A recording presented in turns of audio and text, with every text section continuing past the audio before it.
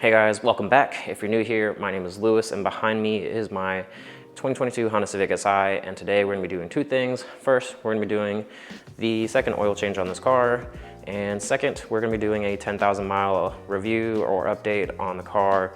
What are the things that are annoying about it at 10,000 miles, or what has gone wrong in 10,000 miles? And what are the things that are still going right with the car? It's not very old, it's not very many miles, it's still practically a brand new car, so there shouldn't be a lot of things wrong with it, but I will show you all the things that I don't enjoy about the car. And this is just, if you have the same car as me or different trim, you can compare to see, if you have the same issues, or if you're in the market for a car like this, you should be aware of some of these things. That way you can make a more educated decision, because I don't think a lot of people talk about these things at 10,000 miles, 20,000 miles, and so on. So this is just for your knowledge. That way you can see what I've ran into in 10,000 miles. Now, the oil change is pretty straightforward. All you're gonna need is a couple of a couple of quarts of oil. It's gonna be, I believe, 3.7 quarts or 3.5 liters. Last time I did the oil, I did put a little bit more than 3.5 liters. So we're gonna cover a topic about oil diluting. I don't know too much about the topic, but we're gonna see if I have that issue. I don't know what could be causing it. I haven't done too much research on this, but everybody keeps bringing it up, so I guess we'll see if my engine has it. And if it does, I'm not too sure what would cause it. To be honest, I don't run a lot of E85. It's very dry here in Texas, so I don't know if it would be water or if it's just regular gasoline getting in there. But for those of you that run E85 or plan on running E85 in the future, or any mixture of E85, if you run consistent ethanol mixtures, that ethanol does make it into your car's oil. So if you're somebody that changes their oil between 5,000 to 7,500 miles, you might want to change it sooner, anywhere from 3,000 to 5,000 miles. I'm not an expert. That's just a suggestion. That's something that I would do. So take it for what it is. Do your own research on when you should change your oil and follow your user manual. It's pretty straightforward. I'll even tell you what page you can find your oil change in. It's really easy. So yeah, you're not gonna need anything but a couple of quarts of oil, a new oil filter, and a crush washer. You can get the crush washer from almost anywhere. I get mine straight from Honda, and they were so cheap. They were kind of like a couple of cents. They just gave me a couple for free and sent me on my way. So yeah, just go to your dealership, see if they can hook you up with some crush washers. And yeah, if you want to be super up to spec, get yourself a torque wrench and torque it to the factory spec, which is 40 Newton meters. And that's pretty much it. So let's go ahead and get started.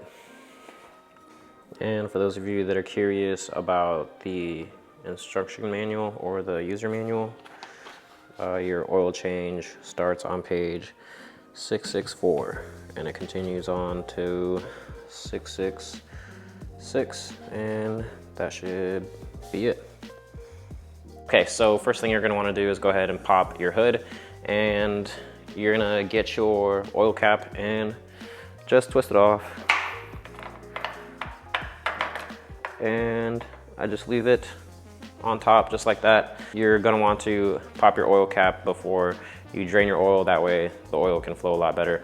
I also recommend that you turn your engine on and let it run until it gets up to temperature. This is just gonna make sure that your oil flows out a lot better when you go to drain it. And yeah, that's pretty much it for the top side.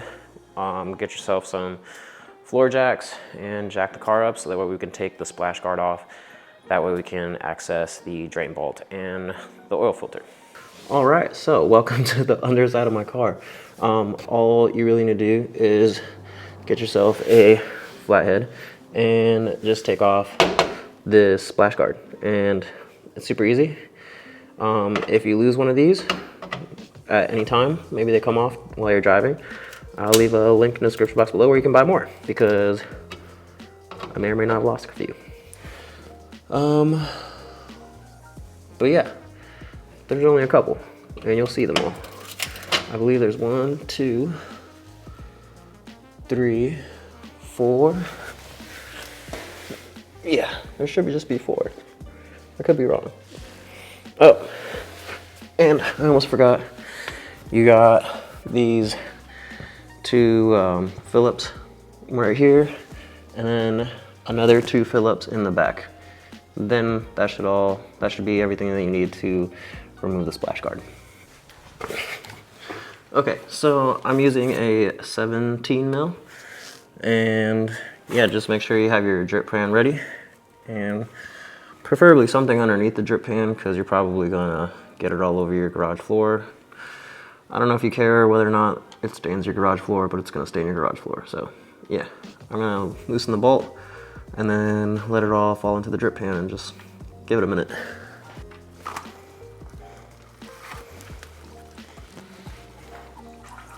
If any of you guys are wondering how my PRL rear motor mount is holding up, it's pretty good. I haven't had any issues with it. And it hasn't come loose, or the bushing itself hasn't separated from it. So I say it's pretty solid. If you're looking to get one, I definitely encourage you guys to get this one. Just waiting for the oil to stop dripping.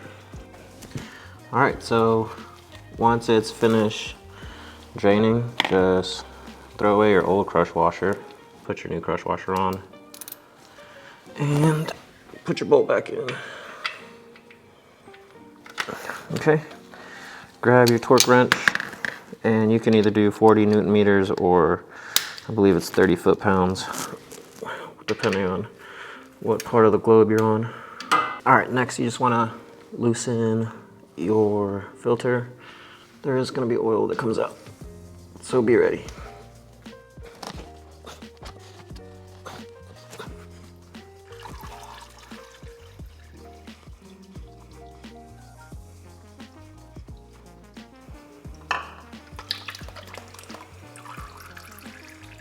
Okay, so when you go to install your new filter, it even tells you on your new filter, at least on the AMSOIL filter, to fill it up with some oil.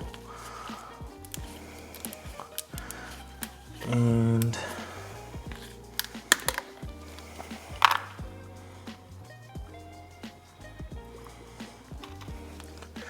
once you filled it up, take some of the excess on there and do yourself a favor and then just put some on the gasket. It's just gonna make it easier to put on and take off in the future. So now that we got that, we can go ahead and screw the new one in.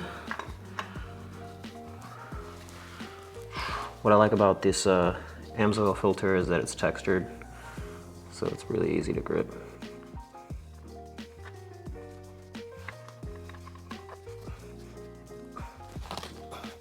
And that's really it for what you need to do on the lower half of the car.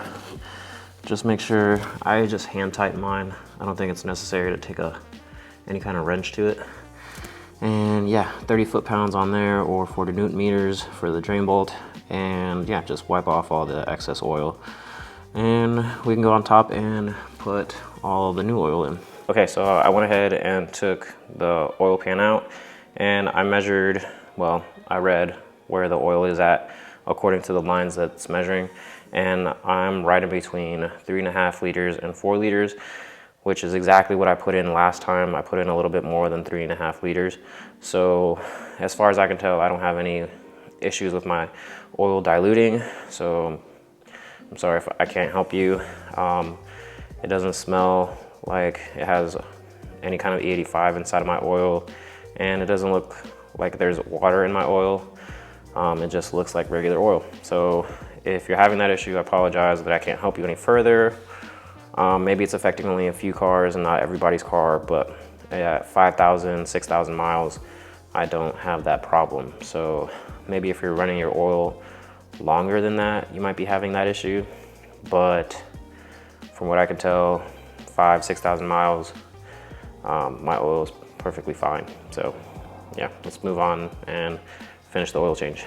All right, so now all you gotta do is just grab your funnel and set your cap off to the side. And yeah, just pour your oil in.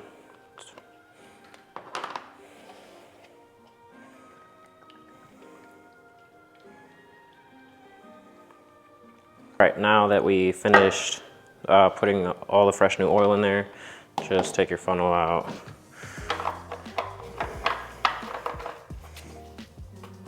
Tighten your cap back on, then don't forget to put your splash guard back up. Start your car, let it run for a little bit, and yeah, you should be good to go. Once all the new oil has been cycled through everything, you shouldn't have anything to worry about. Hopefully you don't have any oil diluting, whatever it is, wherever you're at. And yeah, so we can move on to the next part of the video. Okay, so we're pretty much done with the first half of the video. We're gonna move on to the next. This is a different day, that's why I'm in different clothes. But we can go ahead and talk about what's it like to drive the car after 10,000 miles. Well, it's not really any different from when I first bought it. For the most part, everything still works just like it's brand new. The only thing is that after, you know, so many mods, especially upgrading exhaust and upgrading to a stiffer motor mount, you're gonna notice a little bit more vibrations inside of the cabin, which it's not overwhelming. It's not a big deal for me. It's still daily drivable, unless, you know, you have like I think Hassport motor mounts are pretty rough on the chassis and makes things vibrate a lot. So if you have a Hassport one, I never had a 271 motor mount, so I don't know what that's like. But so far with the PRL motor mount that I haven't had any issues. And as you can see, I showed you earlier in the video that it's still holding up just fine. And I got that, I don't even know, like over half a year ago. So let's go ahead and talk about the engine bay first. How's that after 10,000 miles? And I think it's honestly one of the better platforms to work on. There's so much room in the engine bay. I've done so many things already. I've done a Cobra cold air intake, the new high volume intake, the duct for it, the down pipe, the front pipe, the flex fuel sensor, I mean, intercooler. I've pretty much done every single bolt-on you can do to this car. I even put a strut bar on. Everything has been super straightforward and super easy, and a lot of you guys have been super supportive because I get nothing but thank yous from you guys about how easy I made the install video look to you. And to those of you that actually take the time to comment thank you, I appreciate you. You constantly support the channel. So if at any point I've helped you or I can help you, please leave comments down below. I want to know how you guys are, how your installs are going. And I also want to know what questions you have so I can make possible future videos, just like the oil dilution. I don't know how many times I got that, and you know, I addressed it in this video. So other than the engine bay, the next thing I want to talk about is the exterior. The exterior is holding up really well, aside from the paint. A lot of you guys probably already know and probably already experienced how terrible and thin the paint is on this car. So if you don't have this car and you're watching this video because you want to know what you're getting yourself into, I would highly suggest putting some form of paint protection, whether it be a clear bra or getting it ceramic coated, because the paint is really thin. And I'm not joking when I say it's really easy to scrape off. There is no scratching the clear coat. For the most part, if you bump into something or you scrape it against something, the paint is gonna come right off. I did it when I was installing the 271 exhaust. One of the flanges that hit the rear bumper actually scraped the whole paint off. Now there's like a black piece of bare bumper, and I'll show that to you here in a minute. So that's something to be aware of. Even here in North Texas, we get hail, what seems like to be quite often, depending on what season it is. And I got a little bit of hail and it chipped paint off. So there's some bare metal showing on on the driver's side of my car. And when I was removing the taillights, the sharper edge of the tail light, it clipped some paint off again. So a lot of it has to do with my negligence, but it doesn't mean that it won't happen in case like a rock comes flying at you, you know, like it's just, you know, what it's like to own a Honda. So yeah, other than that, I'm really happy with it. I love the car. I love the HPD package. If you haven't gotten the car yet, I highly encourage you to ask your dealer to include an HPD package, negotiate it somehow, even though dealerships are probably gonna give you a hard time about it. I definitely think it's worth negotiating. I negotiated it with my dealer that I bought my Honda from. Also, a lot of you know, I do have the roof wrapped in a gloss black. I think if you have a red car, really most colors, getting your roof wrapped black really makes a difference, especially since SIs and other trims do have the sunroof. If you have a Type R, or I don't really know what other trims don't come with a sunroof, but if you don't have a sunroof, I don't think the wrap on the roof is really necessary. But if you do, I think it makes the whole top of the roof blend together. So yeah, other than that, I mean, I still love driving the car. It's slow compared to some other cars that I've driven, even after all the bolt-ons. E85 does make a huge difference, but you know, say goodbye to your clutch. Oh, and while we're talking about the exterior, let's go ahead and talk about tires. I do not have all season, or sorry, I have all season tires. I do not have summer tires. And if you are getting an SI, I don't know, get your dealer to put summer tires on, because these honestly suck when it comes to grip. I'm constantly slipping, and braking also sucks on these all-season tires. I've had to do some hard brakes, and that is not exactly the best feeling in the world. I don't know if maybe I need to take some pressure out of the tires or what, but yeah, these are definitely not the best tires I've ever had. So if you can get a summer tire straight from the dealer, I highly recommend you either spend the extra money on the summer tire. It's definitely worth it, unless you live somewhere where it snows, or you know, pay the extra money to get a set of summer tires on top of your all seasons, because yeah, these aren't it.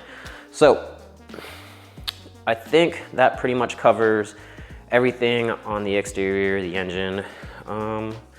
Yeah, I mean, just modding this car is really easy. There's not much to it. I think if this is your first car and you're just getting into cars for the first time, this is definitely gonna be a lot more forgiving of a car. I know there's a lot of people that argue that these 1.5 Ts, to tell you, I've had a K20 or K24 before. That was super easy to work on and really easy to, I guess, make good power, but it doesn't come turbo, so you have to do all the extra stuff to add a turbo kit to it. I don't even know if you can find turbo kits anymore. That you probably can. I know PRO. Okay, so now that we finished talking about the engine bay, the exterior, and the tires, I think it's time to talk about the interior and some of the things that are kind of slightly annoying. Now, when I do talk about these things, I'm not trying to be a prima donna by any means. Obviously, there's things that can be fixed and some of the things I'm going to be mentioning. And one of the first things that I think, after 10,000 miles of daily driving this car, that I've noticed is pretty annoying is going to be the black gloss trim all along where the vents are and on the steering wheel. Because when the sun is either high noon or just in the right direction, it's gonna reflect off that and go straight into your eye while you're trying to drive. And that's probably like the most annoying thing. So there are ways to fix that. They do make, I believe they make some kits for the gloss on where the vents are. I'm pretty sure they do. If they do, you should hook people up here and leave it down in the comment section below so they know where to find it. And I don't think they make anything for the steering wheel, but if you're pretty good at wrapping, or you know somebody that wraps, you should, you know, just wrap it, maybe a matte black. I think it'll do fine. But yeah, that's slightly annoying when the sun is constantly reflecting off of that. And yeah, so next is gonna be wireless Apple CarPlay. I love the idea of wireless Apple CarPlay. I think it's awesome, but it lags pretty bad. The delay between my phone and wireless Apple CarPlay is actually not the best. And it can be kind of annoying depending on what you're doing, right? If you're parked, waiting on somebody, and you're using the speakers in your car, you're gonna notice a delay, especially if you're like scrolling through Instagram or something, and you're watching YouTube. It's gonna be a delay, so the words are not gonna match up. And that's not such a big deal, you know, just disconnect from Apple CarPlay and just play it from your phone. But it is a little annoying that sometimes it doesn't work, because sometimes I'll be scrolling through music and I want to go back and it's been playing and it just goes right back to the beginning of the song, and you guys know what I'm talking about. I don't even explain myself, but that's just a slight annoying thing. It's laggy. It's not the best. I have wireless Apple CarPlay in the Supra and it's not lagging. It's honestly pretty good. So yeah, now other than the Apple CarPlay itself, one of the things on the screen, which is gonna be your backup camera. The backup camera actually sucks on this car. It's good quality, don't get me wrong, it gets the job done, but if it rains at all, you are not gonna be able to see out of the rear view camera, or you know, you get some slight dirt on there, it's gonna be really difficult to see out of the rear view camera. So unless you have sunny weather all the time and you don't get any rain and dirt or anything, you'll be fine. But if you do, it does rain, you'll probably notice that your camera is gonna be, you know, your rear view camera is not gonna be used. You're not gonna be able to use your rear camera as much as you would like to, which is fine. It's not really that big a deal for me. I know how to back up with my mirrors. But yeah, so if it has recently rained, probably take a rag and wipe your rear view camera really fast, because you're probably not gonna be able to use it. And I'll show you what that looks like here. Well, I can just show you right now. Okay, so this is what the rear view camera looks like with just a little bit of dust. It's not terrible, but you can definitely tell that there's like dust covering right there, and then some dust washing out this part of the image. Right now you could see my garage because it's pretty well lit, but if it wasn't, you'd have a really hard time. I mean, you could see like dirt right there, right there. So it just gets really dirty really easily, and I promise you, it has been way worse than this in the past after a good rain. So just something to keep in mind, that you might want to, you know, wash your rear view camera every once in a while if you heavily rely on it. I don't need my rear view camera to back up. I can use my mirrors. So yeah, just something that I notice over time, that the rear view camera gets dirty all the time. Now, other than that, there's not much else that I don't like about the interior of the car. I think the Bose sound system that comes with the car is pretty good for what it is. I have a JBL sound system in the Supra and it is complete trash. I do not like that sound system whatsoever. I haven't messed with it too much, but I also haven't messed with the Bose sound system in this car too much, and it's already way better than the Supra sound system. So just, you know, something that's pretty cool. And that's pretty much it. I don't know what else to really hit on. I do enjoy the way everything is in the interior. Yeah. Other than that, I think that's gonna end this video. If you're new here and you enjoyed it, consider subscribing. I like to post car content all the time. This, you know, whenever I get car content to post, it's been a little bit dry recently because there's not really much for this car right now, or at least I have nothing that's made its way into, you know, my garage here. So let me know what else you guys want to see, and I'll try to make it happen. And yeah, thanks for always coming by. Make sure to subscribe, smash that like button for the YouTube algorithm. If you have any questions, again, leave them down below. And yeah, if you're not done watching, you should go right here and watch my previous video to keep the content rolling. So yeah, thanks. Catch you later.